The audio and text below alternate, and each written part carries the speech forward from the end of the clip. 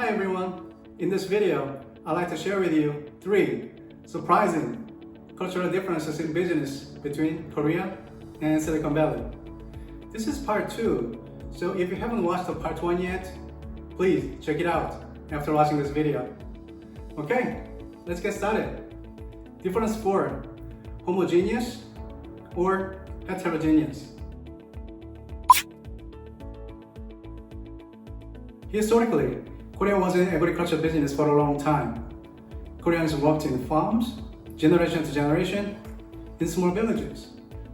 The people in a village knew each other, married, and made large families. They were self-sufficient, so they didn't have strong needs in interacting with the people from outside of their town and the country. Korea has one race, speaking one language, very homogeneous. So, foreigners find it very difficult in working in Korea. So there is almost no foreigners in high positions in Korean companies. In fact, some large Korean corporations brought in some executives from global companies like GE, IBM, P&G, etc. and assigned them as a chief executive of marketing, HR, global sales, and so on. But all of them left in 1 year because there were always severe conflicts between Koreans and Westerners' way of thinking and working with people.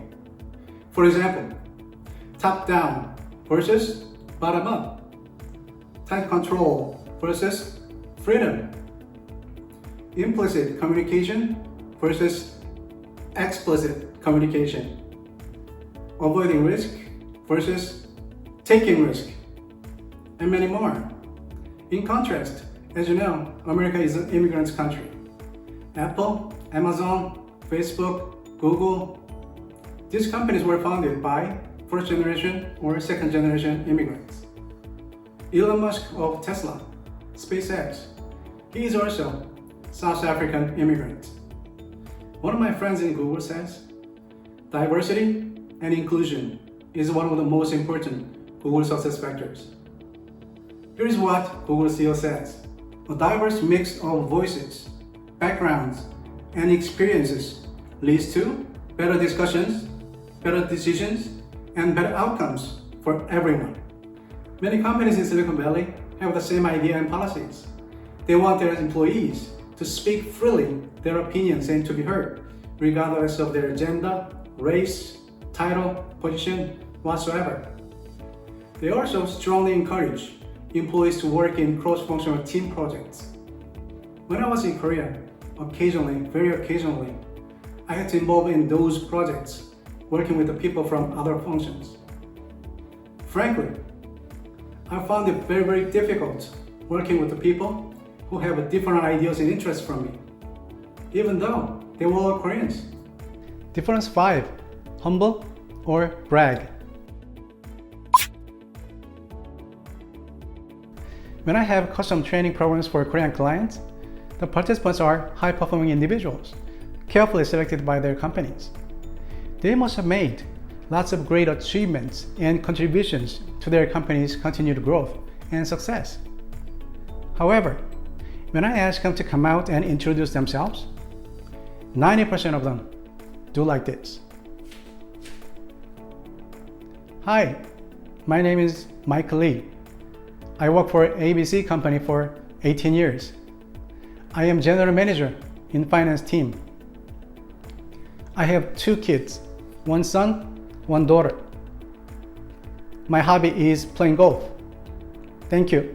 How long did it take? Less than 30 seconds, right?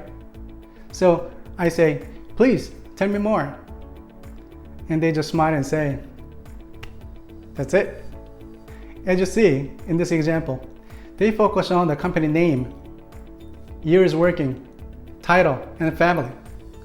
Because in Asian culture, they believe one individual can be defined by the organization name he is in, the number of years he is working, and the title and position he has in their organization. Also, they are very modest about themselves.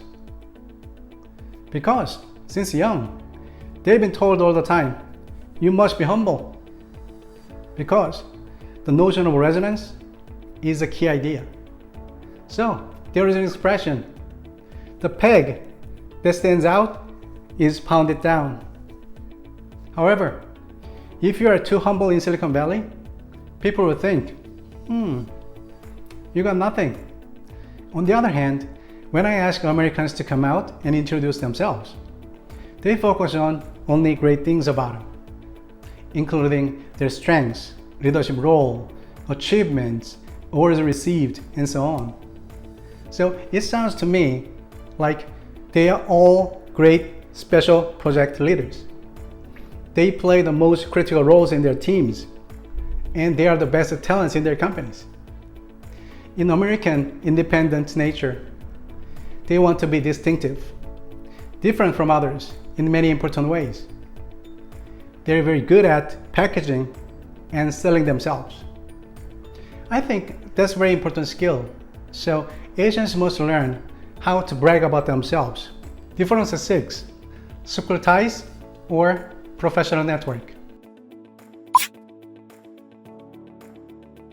There is a strong group culture in Korean companies, mainly old school ties with colleges graduated.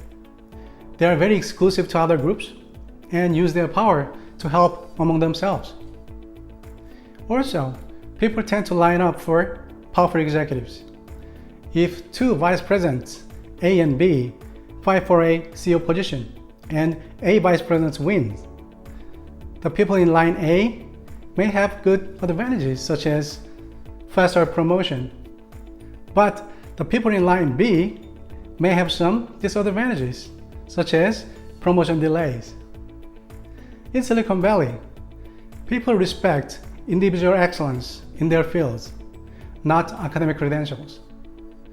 People build a strong network with professionals inside and outside of their companies.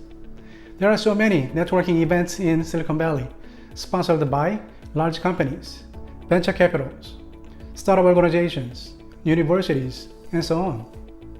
People meet there to start a business in partnerships, find a person or startups to invest, and get some good information about business, technology, and so on.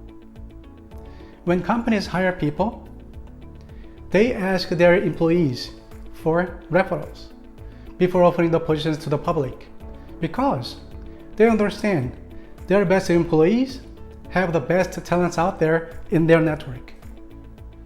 So, professional network is such a great asset in Silicon Valley. So, if you are in Silicon Valley, you better attending those events, as many as you can. Okay, this is for today. Thank you so much for watching. Please leave a comment below. I'd love to hear from you.